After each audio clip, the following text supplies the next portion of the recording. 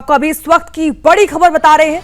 इस वक्त की बड़ी खबर आपको बता रहे हैं, यूपी को 2047 तक इकोनॉमी बनाने का लक्ष्य तय किया गया है। सीएम योगी का यूपी को 2047 तक $6 ट्रिलियन की इकोनॉमी बनाने का लक्ष्य है। इन्वेस्टमेंट और डिफेंस इंडस्ट्रियल इंफ्रास्ट्रक्चर यूपी के विकास की रीढ़ बनेंगे। ये बड़ी खबर आपको बता रहे हैं। यूपी में अब तक 45 लाख करोड़ के निवेश का प्रस्ताव हो चुका है। 15 लाख करोड़ धरातल पर उतरा जा चुका है और ऐसे में आत्मनिर्भर भारत का मजबूत आधार बनाने की पूरी तैयारी की जा रही है निवेश और डिफेंस इंडस्ट्री सेक्टर को। हरदोई कानपुर में मेगा लेडर क्लस्टर भी इसको लेकर देखने को मिला है। ऐसे में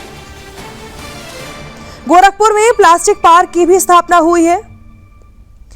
तो यूपी देश का सबसे बड़ा एमएसएमई हब बनते नजर आया है। 96 लाख इकाइयां सक्रिय है।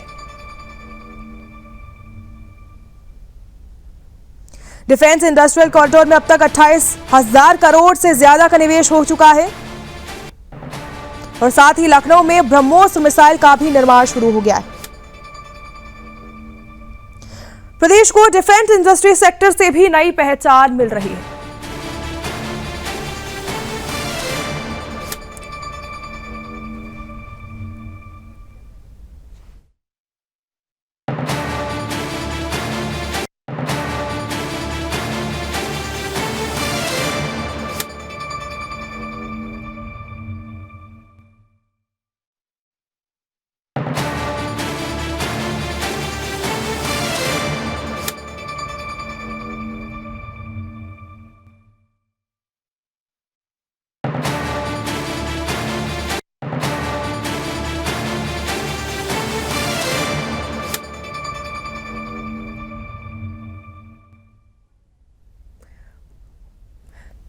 तो इस खबर पर हमारे साथ हमारे ब्यूरो चीफ रजत मिश्रा जी जुड़ गए हैं। रजत जी, मेरा सवाल सबसे पहले आपसे ये रहेगा कि 2047 तक $6 ट्रिलियन इकोनॉमी बनाने का जो लक्ष्य है उसको लेकर क्या कुछ रणनीति हम देख पाएंगे?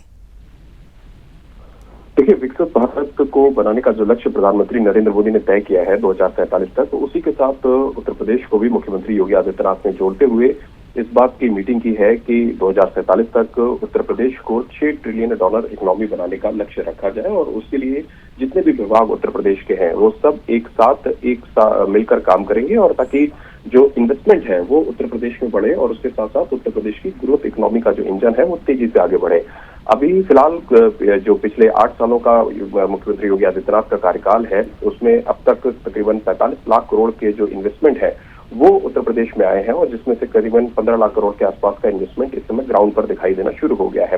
करोड़ों लोगों को नौकरी मिली है। 60 लाख से ज्यादा ऐसे लोग हैं जिनको इन्वेस्टमेंट के थ्रू नौकरी मिली है। उसके अलावा सरकारी नौकरी और प्राइवेट नौकरी के माध्यम से ये संख्या तकरीबन 2 करोड़ के आसपास जाती है। कुल मिलाकर उत्तर प्रदेश को इन्वेस्टमेंट के लिहाज से और ज्यादा फ्रूटफुल स्टेट बनाया जाए, क्योंकि पिछले जितने 8 सालों से जब से मुख्यमंत्री योगी आदित्यनाथ ने उत्तर प्रदेश की कमान को अपने हाथों में लिया है तब से उत्तर प्रदेश में जो लॉ एंड ऑर्डर की स्थिति है उसको बेहतर किया गया है और उसके कारण ही अब जो इन्वेस्टमेंट है वो उत्तर प्रदेश की तरफ रूट हो रहा है। जो डिपार्टमेंट खास तौर पर इस बात के लिए तय किए गए हैं, जहां पे जो 2047 तक जो लक्ष्य रखा गया है उसको पूरा करने के लिए, उसमें विशेष तौर पर जो डिफेंस कॉरिडोर बन रहा है उत्तर प्रदेश में, उसके दोनों तरफ जो इंडस्ट्रीज आ रही हैं उन इंडस्ट्रीज को बड़ा एक सेंटर पॉइंट बनाया जा रहा है और उसके साथ साथ एमएसएमईज को उत्तर प्रदेश में और सपोर्ट दिया जा रहा है ताकि ज्यादा से ज्यादा एमएसएमईज उत्तर प्रदेश में काम करना शुरू करें।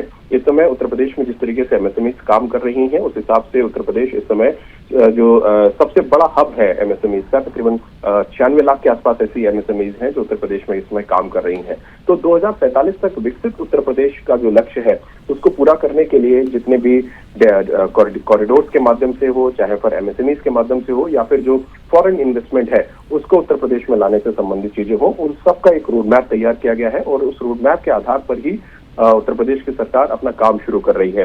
25 तारीख से नोएडा में जो इंटरनेशनल ट्रेड शो शुरू होने जा रहा है उस ट्रेड शो में भी यही लक्ष्य रखा गया है कि 2047 के लिए जो विजन तैयार किया गया है उस विजन को पूरा करने के लिए इस ट्रेड शो के माध्यम से कितनी ज्यादा एमएसएमईज को यूपी की तरफ अट्रैक्ट किया जाए, कौन कौन लोग ऐसे हैं जो यहाँ पर बड़ा इन्वेस्टमेंट कर सकते हैं, क्योंकि इन्वेस्टमेंट के लिहाज से उत्तर प्रदेश का जो माहौल है वो इस समय एकदम मुफीद साबित हो रहा है। लॉ एंड ऑर्डर की स्थिति अच्छी है, इन्वेस्टमेंट सिक्योर्ड है और ग्रोइंग स्टेट के तौर पर उत्तर प्रदेश इस समय दिखाई दे रहा है।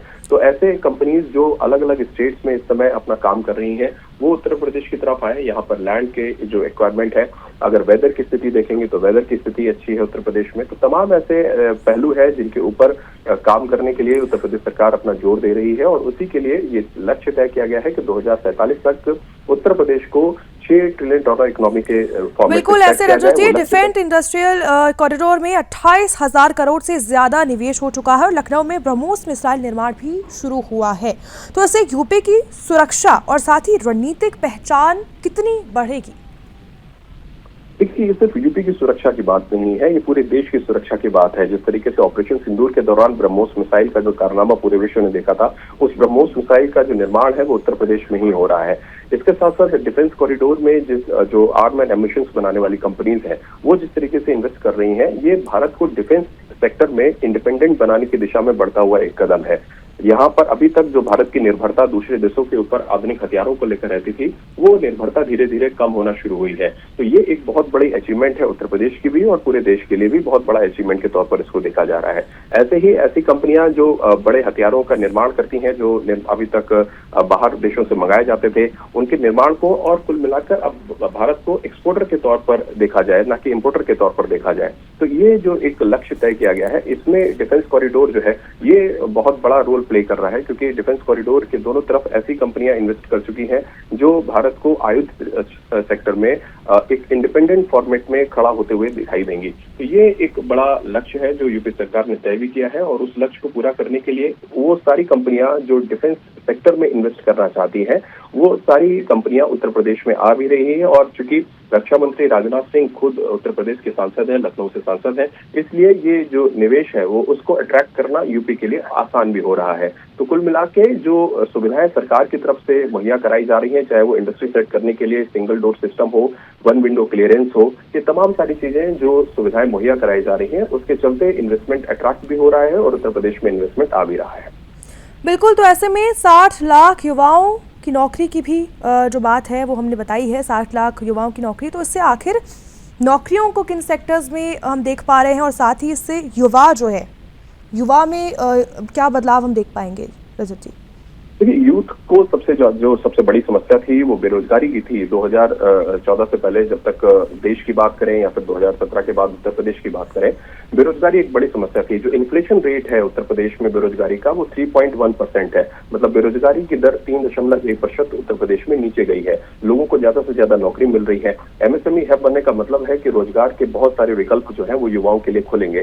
सरकारी नौकरियों के साथ साथ जो प्राइवेट रोजगार है वो लोगों को लगातार मुहैया कराए जा रहे हैं और इसी के कारण ये संख्या जो करोड़ों में जा रही है, जिन लोगों को रोजगार मिल रहा है, नौकरी मिल रही है। उसके साथ साथ आत्मनिर्भर बनाने की दिशा में जो बात बार बार कही जा रही थी, उस दिशा में भी जो एमएसएमईज हैं, लोगों को अपना रोजगार खुद वो स्टार्ट करें, वहां पर सरकार अपनी तरफ से मदद भी कर रही है। तो ये तमाम सारी ऐसी चीजें हैं जिसके तहत लोगों को इंडिपेंडेंट बनाने की दिशा में योगी सरकार काम करती हुई दिखाई दे रही है। अगर प्राइवेट रोजगार की बात करेंगे तो ये संख्या तकरीबन 2 करोड़ के आसपास है। तो कुल मिलाकर जो एम्प्लॉयमेंट है, एम्प्लॉयमेंट जनरेशन खुद उत्तर प्रदेश का हो, ना कि उत्तर प्रदेश का युवा बाहर दूसरे देशों में जाके या दूसरे प्रदेशों में जाके नौकरी करे।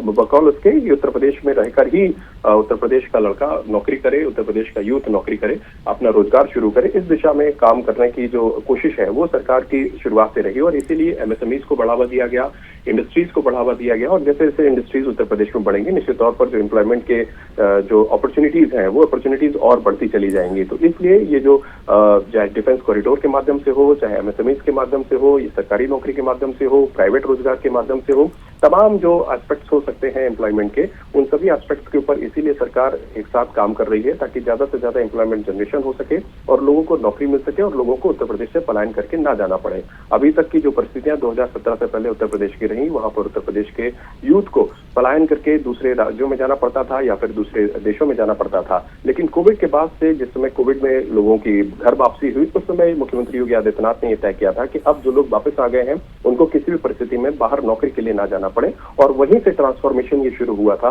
कि ज्यादा से ज्यादा जो एम्प्लॉयमेंट जनरेशन है वो उत्तर प्रदेश के अंदर किया जाए, और उसी के तहत ये जो कॉरिडोर्स के थ्रू या एमएसएमईज के थ्रू लोगों को एक यहीं पर लखनऊ के अंदर या पूरे प्रदेश के अंदर, राज्य के अंदर एम्प्लॉयमेंट देने की जो प्रोसेस है तब से शुरू की गई थी। बिल्कुल रजत जी, धन्यवाद, आपने हमें तमाम जानकारी दी है और इससे हमारे जो दर्शक हैं उनको आपने जानकारी दी है, जो दर्शकों को पता चलेगा कि आखिर उत्तर प्रदेश भारत की आत्मनिर्भर भारत को बनाने की तरफ कितना अहम जो रोल है वो प्ले करता है।